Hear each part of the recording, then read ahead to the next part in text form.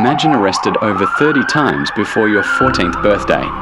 Friends, in this video, you will know things about Mike Tyson's life that have not been shared on any social media platform till now. So stay tuned till the end of the video. You will have a lot of fun in the video and you will get to learn a lot. So, without wasting your time, let's start the video. The most dangerous man who almost never made it. Imagine being arrested over 30 times before your 14th birthday. No father, barely a mother, just the cold, unforgiving streets of Brooklyn teaching you the only lessons available. That was Mike Tyson's reality before he ever threw a single professional punch.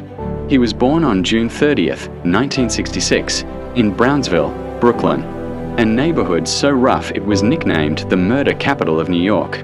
His father walked out before Mike could even form a memory of him. Think about that for a second.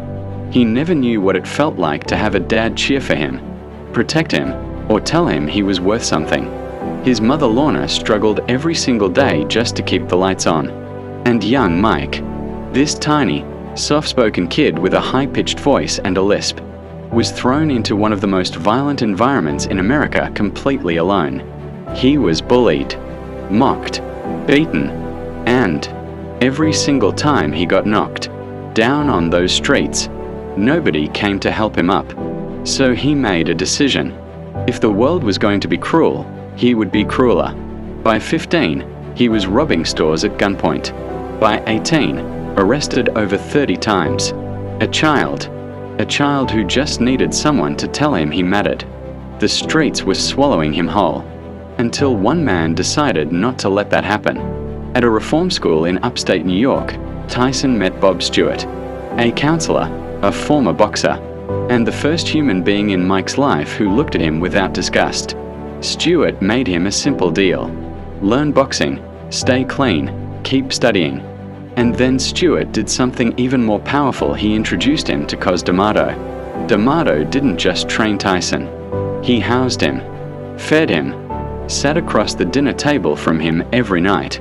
He looked at this wild, broken, angry teenager from Brooklyn, a kid the entire system had written off and said, "I see a champion." When Tyson's mother died of cancer in 1982, leaving him completely alone in this world at just 16 years old, D'Amato didn't hesitate. He became his legal guardian. He chose Mike when nobody else would. And Mike, for the first time in his life, felt what it was like to be loved.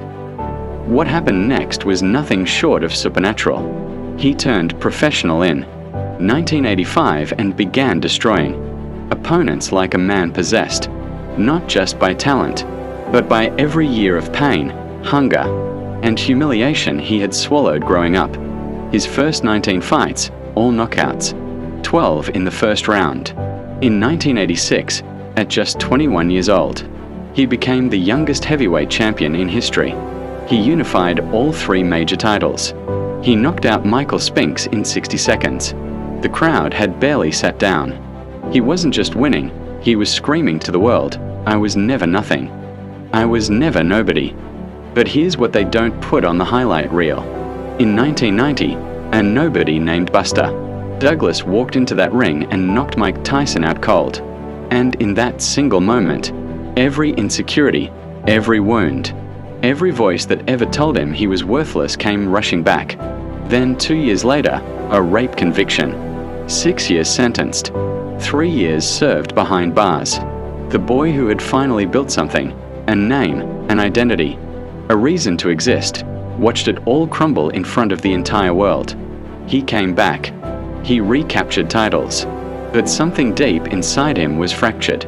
In 1997, he bit Holyfield's ear in a moment of pure psychological collapse. Bankruptcy followed. And then in 2009, the moment that broke him more than any punch ever could, his 4-year-old daughter, Exodus, died in a tragic accident at home. A father who never had a father, losing his own child. There are no words for that kind of pain. Most people would have been destroyed forever. And honestly, who could blame them? But Tyson got up. He got on Broadway and told his own story with tears and truth. He launched a podcast. He built businesses. He looked his demons straight in the eye and refused to let them have the final word. Mike Tyson should have been another forgotten statistic from Brownsville, Brooklyn. Instead, he became proof of something we all desperately need to believe: that no matter how many times life knocks you down, no matter how dark it gets, no matter how many people give up on you, you don't have to give up on yourself. That's not just a boxing story. That's a human story. And somewhere in it, there's a piece of all of us. You should learn from Mike Tyson's life that no matter how many difficulties you face, you should never stop. Just look at history. All the famous people of today have faced immense difficulties in their lives, but they never stopped. That's what makes them different in this world and makes them famous. Are you stuck in life? Click on the 9-to-5 job video showing on your screen. If you enjoyed this video, please like, share, and subscribe.